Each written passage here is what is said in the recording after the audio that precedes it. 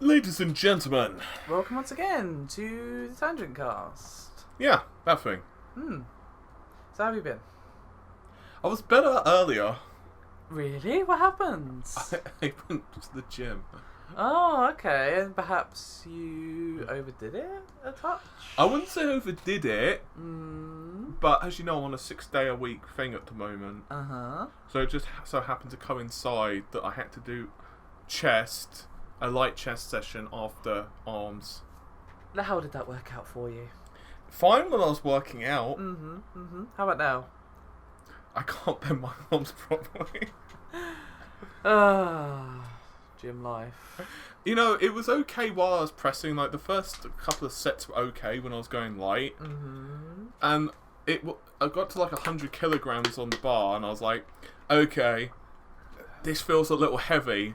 And I got to like the 12th rep at 100, and I was like, yeah, I'm not adding any more. I can feel that stability is not a thing that exists right now. Oh dear, dearie me. Yeah, so basically I was like, you know what, this is going to be a deload session. How about you? I'm good, just a bit tired, and my body is also quite broken because yesterday I spent the day with a good friend of mine, just sort of walking around London and hanging out. But you know, we were just walking around Camden for a good few hours, like in the blazing heat. So basically, just mean that my legs and my feet are pretty broken into pieces. And I worked out my back on Friday. Okay. So my back's hurting as well. So I'm assuming you're going to do legs later. No. No, that's not going to be a thing that... No, that's not going to be a thing that happens, no. So what's going to transpire at the gym later? Probably chest, if I had to hazard a guess as to my plan. What about chest and shoulders? I could do that. My shoulders are in a perpetual state of being broken. Okay. So, what have you been playing? Not a huge amount, to be honest, because I've been so busy this weekend with like family arrangements and going out in London yesterday. I haven't really had any time to play anything. Oh, it's my time to shine for one. Yeah, I mean, I played some Overwatch for a video this morning, and that was about it. I, on the other hand, have completed Doom. Oh. Thoughts? I mean, no spoilers, obviously, but give us your opinions on the game as a whole. Rating 9 out of 10. Actually, I'd say 8.5. Okay. The only reason I'm going to knock it down half a point Uh-huh. is because of the ending. It Right. screams, we're going to release a full piece of DLC and or a... Sequel. Yeah, or something, because it ends not just on a cliffhanger, but kind of a massive kick in the nuts. Right. I won't go any further than that, Yeah, but other than that... I mean, once I finish it, we should just probably have a spoiler version of these where we talk about Doom and the ending and stuff. Aside from that, I have been playing a few bits here and there, but not anything super amounts, because I've just been really fucking busy with the RX 480 and the CPU review. Busy week for both of us, unfortunately. Well, the 480 review is going pretty well. I've got the final... Because I was like, okay, I need to use these games... Oh, wait, I forgot I removed all of them from my computer. Okay, gonna have to re-download, like, 50, 60 gigabytes of data. That's gonna go well. So I've left that doing its thing this morning. I mean, obviously the review and the benchmarks and stuff are still in progress, but initial impressions of the card, good? Yeah? Yeah, I mean, it's basically what I thought. It's at default speeds, you're going to be hard-pressed to see the difference between it and like a 390 or a 290X or something like that. Right. But if you overclock it, obviously you're going to get better results. It's not an upgrade for someone who's got something like a 980 or a GTX, I don't know, 390, an R9 390 or something like that. But on the other hand, if you've got like an older card like a GTX 760 or an R9 280, or maybe you're just getting into PC gaming, for example, you could quite happily mosey on over to eBay, buy a 2500K, which is basically free at the moment, or you could get like an 8350 from AMD, and you could buy yourself a really cheap gaming system that could basically obliterate 1080p. Yeah, I mean, from what I've been reading and from what I've seen of your benchmarks, it's not targeting people who already have a decent, like sort of medium to high end GPU. It's targeting people who are either just getting into PC gaming or they're finally upgrading after years of using what is now a fairly old graphics card. Yeah, I mean, for example, let's say you've got something along the lines of a 2600K as a CPU, and then you happen to own something along the lines of a 7950 or 7970 or a GTX 670 or something like that. This is an absolutely amazing card for the price, especially, for example, now. I mean, one of my friends, he used to have more disposable income, but suddenly he took children to the knee. So that tends to happen, yeah. So because of that, obviously he's got less disposable income, and so because he's less affluent now in terms of his being able to just randomly buy random shit, something like an RX 480 is perfect. Cool. All right. Well, that's our first tangent of the day. Yeah, basically that was a whole thing that became a thing. So we've got a lovely list of topics. Do you want to pick the first one, or shall I? I shall. I'm going to break the mould. I'm going to be adventurous. Okay. I'm going to not go in order. Do we ever? Generally, we have a I don't know, semblance. it's kind of slapdash, usually. Yeah, well, I like a little slapping. Anyway, let's go with Demon Souls. Yeah, basically. Speaking of slapping things. Yeah, as you'll probably remember, a while before Dark Souls 3 came out, Miyazaki basically said that this is the end of the Souls series and that From Software, they want to do new things. They've been making the same sort of this style of game now for a long time. And they want to move on from the Souls series, and probably Bloodborne as well. Right. And everyone was like, okay, cool. But one of the things that he implied at the time was that a Demon Souls remaster wasn't going to happen. Because he said, like, we want to move on to the future. Right. Blah, blah, blah, blah.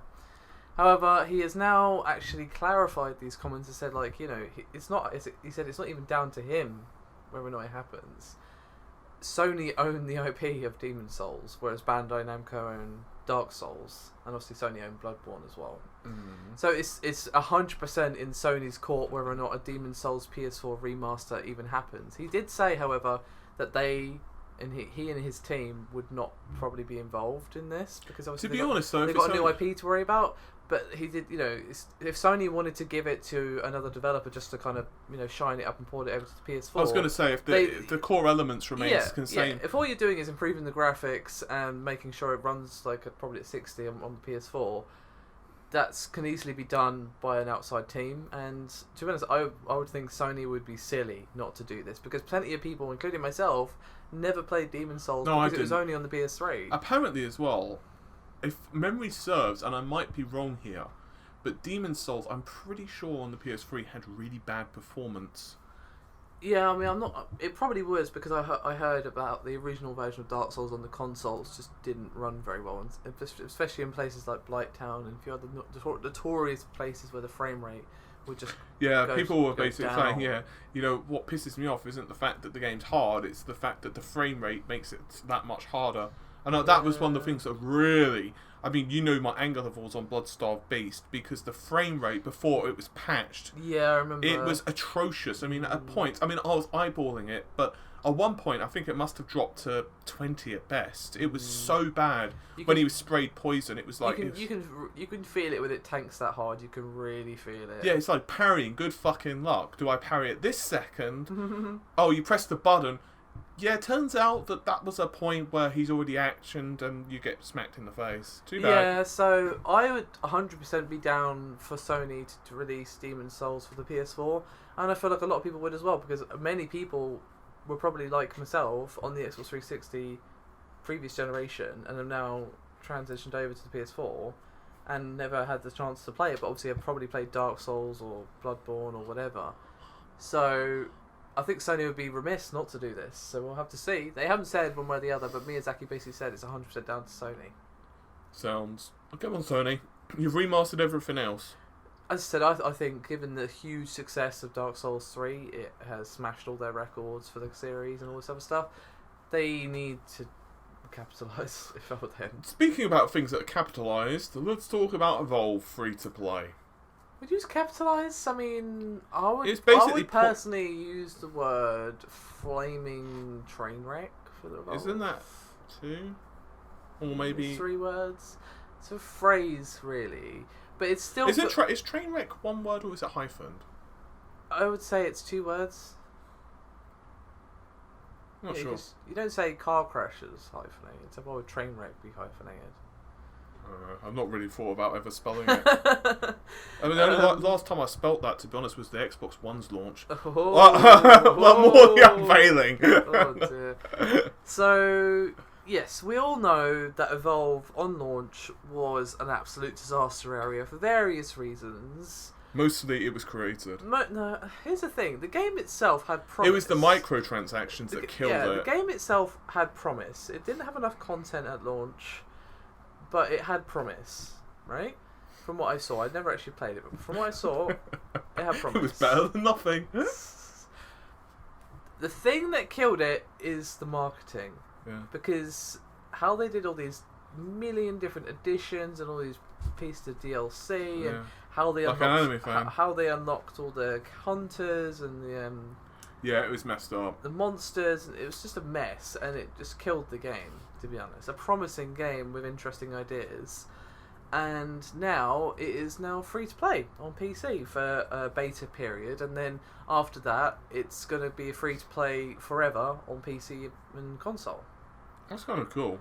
And I read, I think it was either yesterday or the day before, how the player base has shot up a lot. Yeah, it's like 400% or something ridiculous. Yeah, it was a lot. And obviously some of that is undoubtedly going to drop off as people go, oh, this isn't for me, or whatever. Speaking of things that shot up, did you see the percentage? I don't remember what it was. It was some...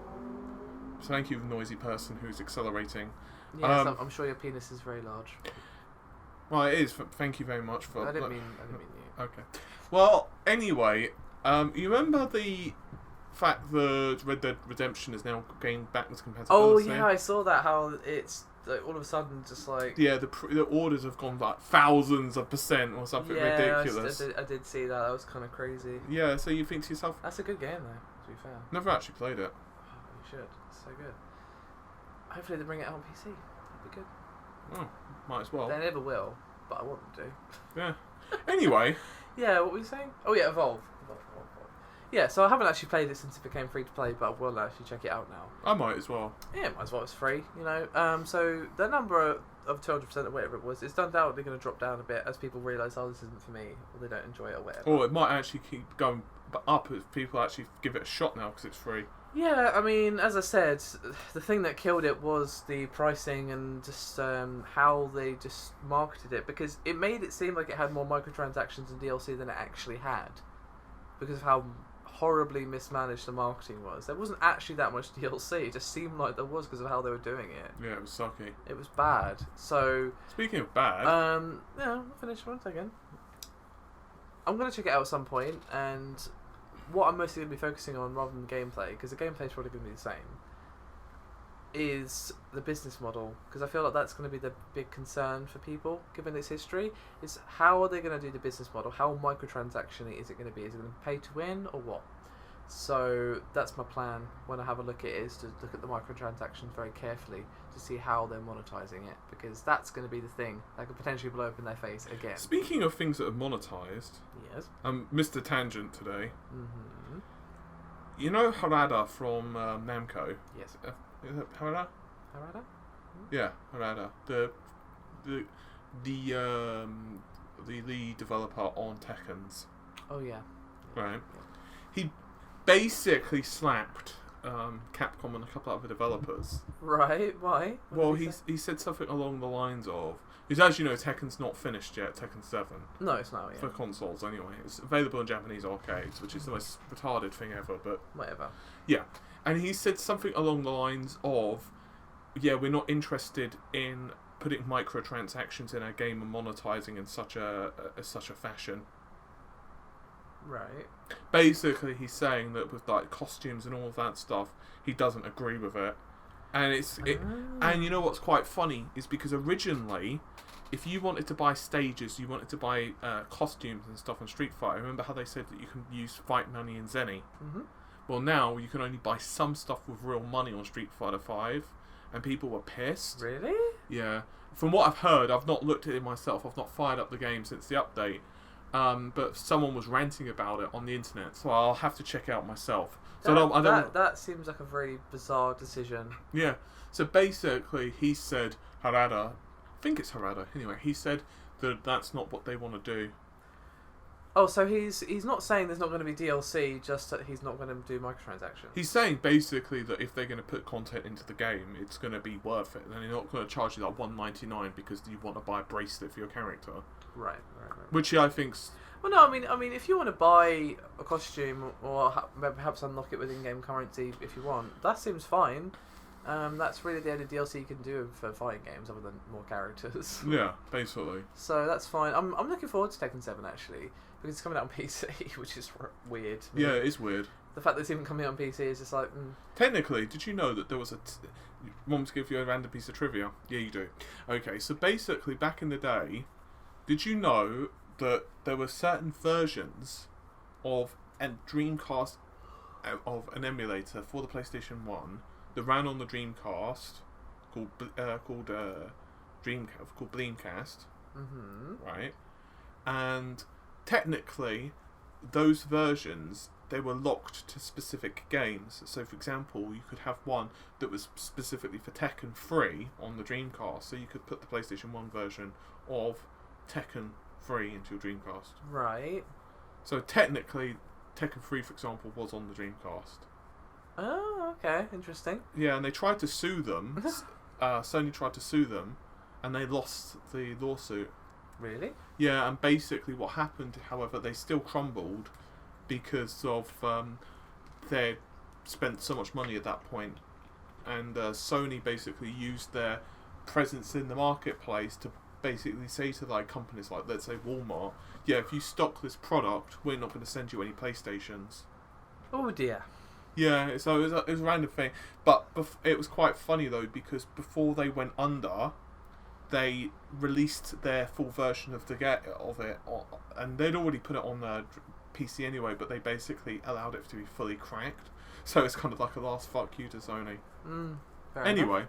Yeah, I mean, what I was just going to say is I am looking forward to Tekken 7, but Tekken has changed a lot in the last few iterations. Yeah, I'm not really a big fan of it anymore. I don't really like the bounding system or the walls. Yeah, so I'm going to play it, but I probably won't buy it at launch. I'll wait for it to go a bit cheaper and then I'll buy it. I'm not just buying it because Tekken was always kind of like my fighting game growing up.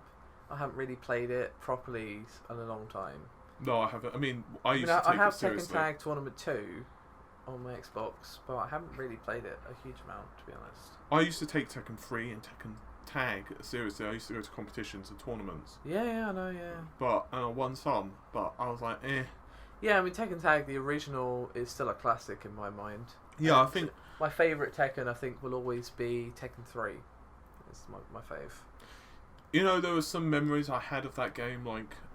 when I was playing until like 7 AM once. Like a friend came around my house and we were trying to perform combos and stuff, and he came around about 9 o'clock in the evening and stayed till about 7 AM. And it was kind of just one of those things that you did when you were a kid. That's kind of cool. Yeah. So anyway. Yeah, I don't know how we got onto that topic, to be honest. So there's been a few updates regarding this whole Counter-Strike Global Offensive thing.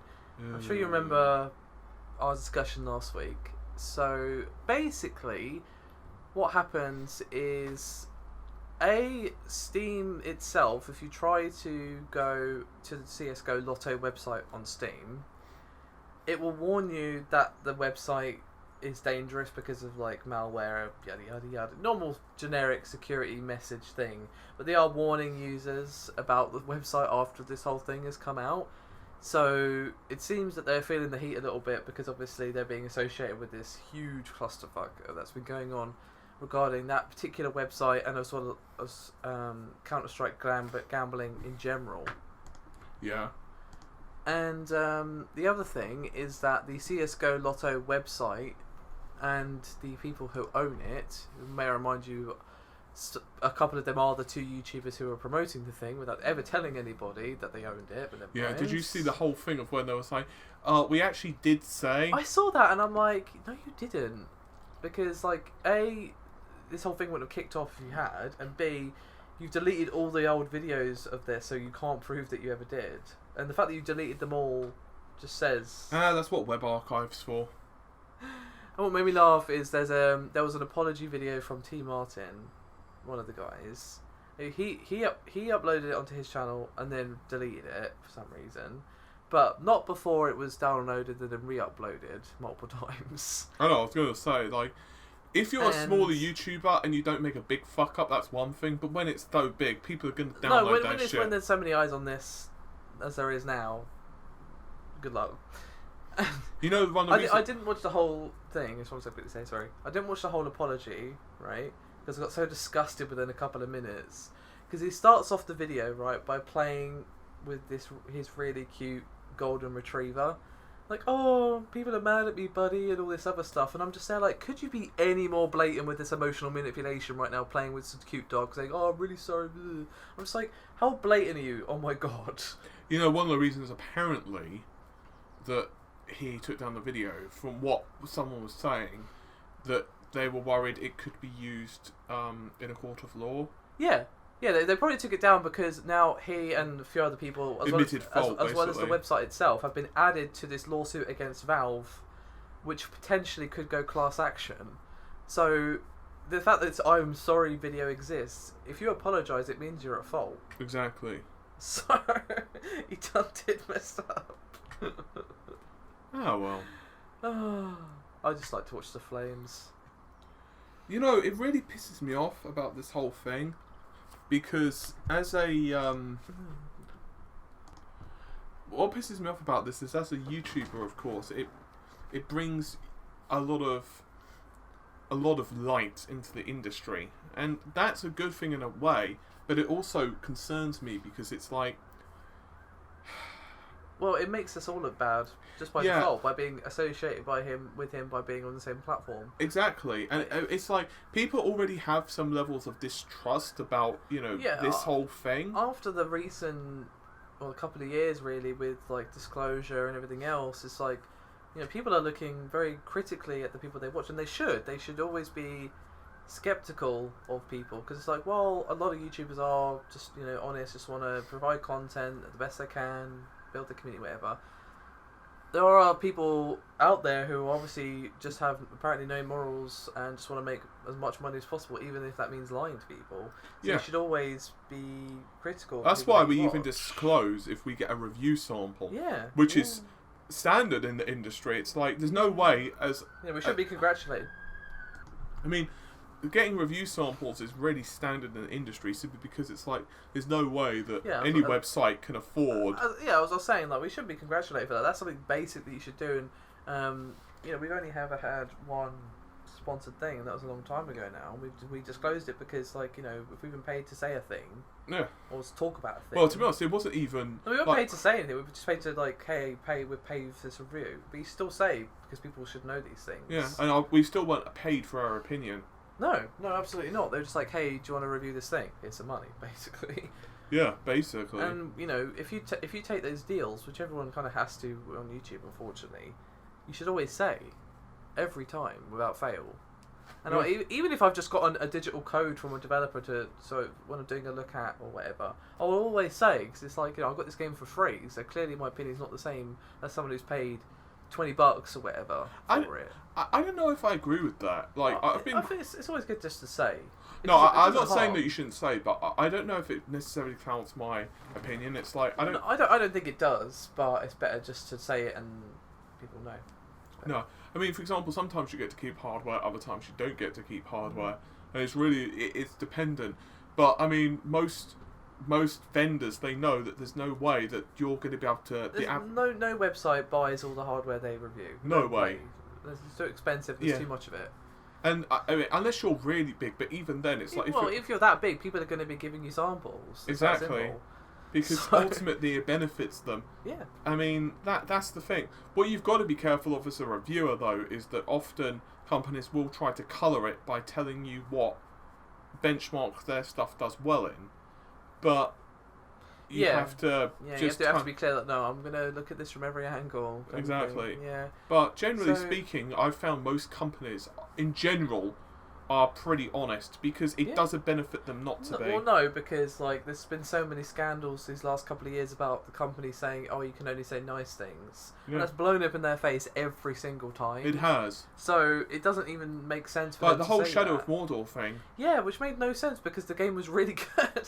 I know it would. They were acting like it was a bad game, basically with the tactics they were using. I know. Like, this game is really good. Why the cloak and dagger? I don't understand. I think sometimes though, you know what it is. I think a lot of the time it's not, because one thing that you learn, like, and I didn't know this as like before I really started this whole YouTube thing. So, for example, sometimes you'll write to a company, whomever that company is, and you realise that most of the time you might be writing to Warner Brothers, or you might be writing to Kingston or whatever, but most of the time the person who responds is not from that company. They're a PR agency that's outside of that company, and they're acting on behalf of them. And I think not all cases, but a lot of the cases, those PR agencies, they don't necessarily know how the gaming industry works, and so I think sometimes they're trying to apply old school ideas. So it's like you can't just do that nowadays. Yeah, so that's kind of what I think happened, to be honest, with the Shadow of Mordor thing. And I think, to be fair to Warner Brothers, they did learn something from it. Well, yeah, but if we go back onto topic a second. What? That's just why this whole thing annoys me, because most YouTubers worth their salt will always disclose when they've been giving a review copy or hardware, or they've been paid for this piece of content, whether it be a review or just a video or article, whatever the balls it is. And yet we have these guys making us all look bad just by pure association. Pretty much. And the fact that they've just been completely manipulating and taking advantage of their audience, some of which are undoubtedly young kids as well, and it's just like you fucked up on so many different levels. It's actually kind of impressive. Well, what we don't want is, of course, official guidelines to really start becoming super stringent. Yeah, like more guidelines are needed, because they should be taken to court for this, to be honest. Because they should be. It's not only like misinformation; they have literally encouraged illegal underage gambling. Yeah, but what I'm saying is that we don't want. But because the law is so behind the times. Yeah, it is behind the times, but ultimately, I feel that more law, more regulation might also be a... Well, no, you don't want it to go too far, but there needs to be more than there currently is, because there's barely any at the moment. Well, most of it's hideously outdated. That's the problem. Yeah, that's what... It's the same issue with copyright law. That's what I'm saying. Like, copyright law and just laws in general need to be updated, because they're basically like 20 years behind. 20 years is being generous. Yeah. Anyway, we've got a lot to talk about, so let's move swiftly on, shall we? Do you want to talk about the 1060? Sure. 1060 and Titan.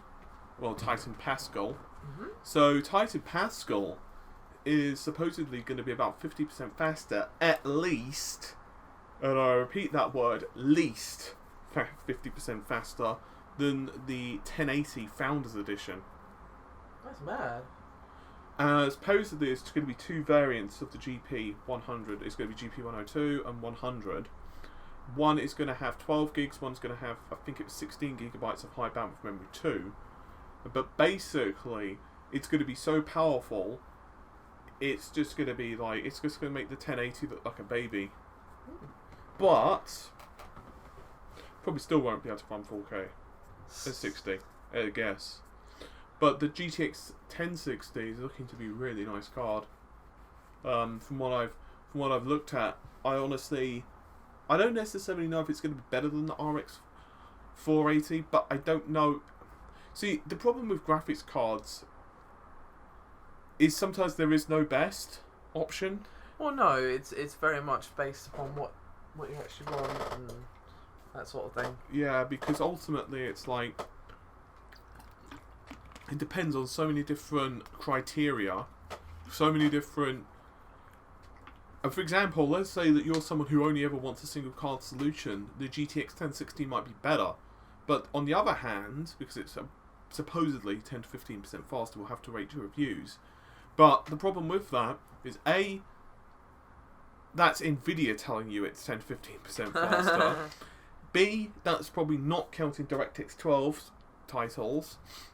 C, that's probably not including overclocking at all. And D, is that going to be the same once we get 6 months down the line and drivers have improved?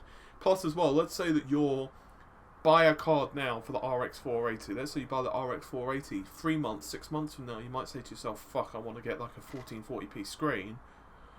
You're fine. You can go crossfire, but it's with a GTX 1060 you can't do that. So it swings and roundabouts. Very interesting.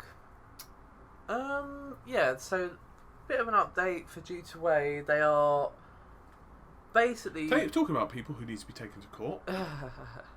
They're trying to basically improve their services. What, they're shutting them down? No. Basically, if you want to be a seller on G2A, you now have to provide various identification things like say link it with your Facebook. Provide information to prove that you are who you say you are, basically. And this is basically to help stop the massive amount of stolen keys and credit card fraud and chargebacks and everything else that goes on G2A. So basically, there's a very bright spotlight on G2A right now, and power to them, they are trying to improve. But I'm like, you've been getting away with this now for years, and now you're like, oh crap, we better do the basic level of protection. Yeah. Other than charging people for a service. So they have working keys, which kind of should go without saying. I mean, which, by the way, that doesn't work, because they still fuck me over. Yeah. So, while it's good that they're trying to do this, it just makes me laugh a little bit, because it's like you're doing this now because there's a very uncomfortable light on you at the moment. Yeah. And people are realising, hang on a minute, these guys are actually kind of scummy. I know, it's like, come on now. At the very least, know who the fuck you're buying a key from. That's really weird. I don't blame people for not knowing like a couple of years ago, because this information just wasn't out there. No, I'm saying now, in the G2A, they should have done the due diligence to ensure... Oh no, G2A should have done this from the start, but it just that's what makes me laugh, that they're doing this now. It's really ridiculous, to be honest, that they've not gotten...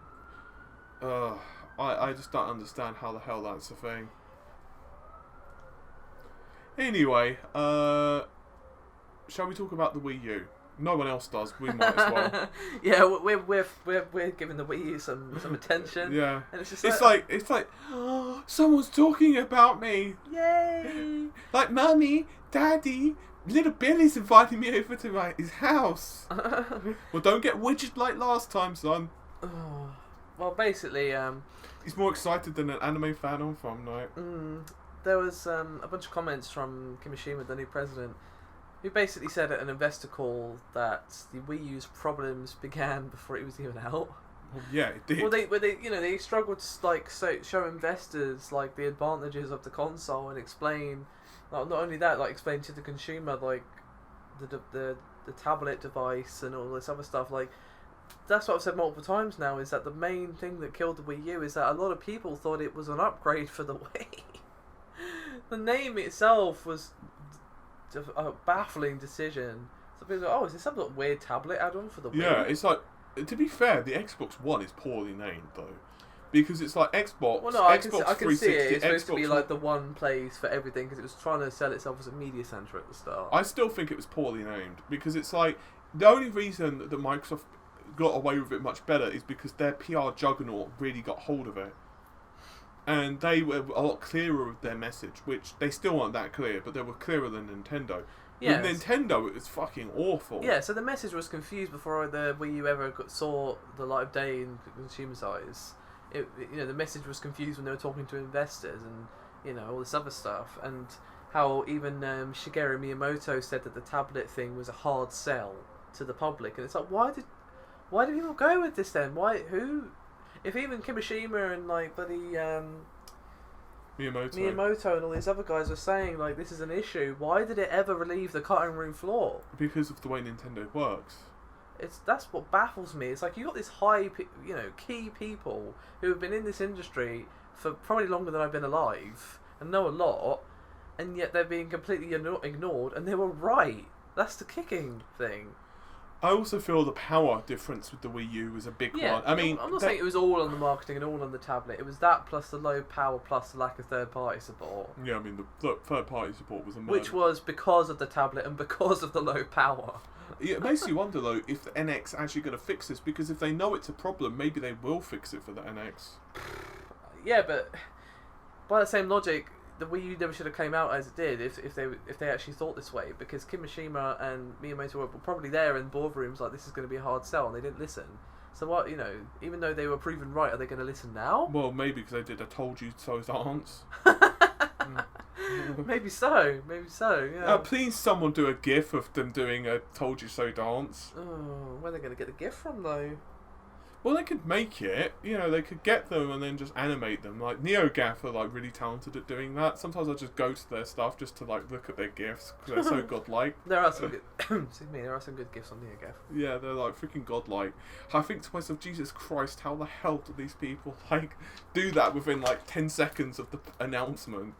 It's pretty amazing. Oh, I did see this cool gif. It's nothing to do with games. Well, it is kind of. Someone had taken a particular segment of the Battle of the Bastards, Game of Thrones, Right. and did it as Jon Snow's play of the game, and like even added like the music and like the coming up with the kill thing. Oh, Right. you killed this person, you killed this person. It was so good. I was like, that must have taken way too long to do. No, you think to yourself, you know what? I reckon it's like when you start doing stuff like that. You get like a third of the way through and you think, I made a terrible mistake putting myself through doing this, and then like but you're like, I can't stop now. No, I've used up this amount of my life. I'm gonna finish it. Damn it. Oh dear. Yeah, I think we've discussed everything pertinent. Unless there's anything else you want to quickly run through. No. Just that my schedule's going to be terrible for the next. Yeah, we've got a big backlog of review things to do. Yeah, and I did mention this in a previous video, but I might as well ramble about it a bit now. So we're going to be really freaking busy for the next while. Yeah, we've got the GTX 1070 coming, which I think is Tuesday. Yeah, I think it's a Tuesday. So I've got to finish the RX at 480 as much as possible and hopefully get the review up by Tuesday so that I can start the RX, so I can start the 1070 on Wednesday, and then we've got basically just under a week with it before we have to send it back. So yeah. So it's going to be and then after deck. Yeah, now I'll probably move on to the 1060, and then I've got to build 2 PCs for ourselves. Yeah, we're finally going to do an upgrade. Yeah, and sort out a few niggling issues with your cooler and a few other bits. Mm-hmm. And we've got headset and a keyboard, plus as well some other bits and pieces. Still waiting for the Vulcan review interview coming through, but basically one of them was on holiday, then the other one went on holiday. So it's right. And plus as well, one works at ARM, one works at NVIDIA. So it's like, okay. It's not like all they're doing is like sitting there answering my questions. No, they're very busy people, I'm sure. Yeah, plus as well trying to juggle that, plus trying to juggle being on the board of, Kronos. It's not like they're just like, yeah. Well, yeah, I'm just twiddling my thumbs. Yeah, pretty much. So basically crazy couple of weeks. Yes. So do bear with us. Yeah. But as always, thank you very much for listening. Any questions, do hit us up on social media, and of course contact@redgamingtech.com. And we'll see you next week. Yeah, pretty much. Alright, bye.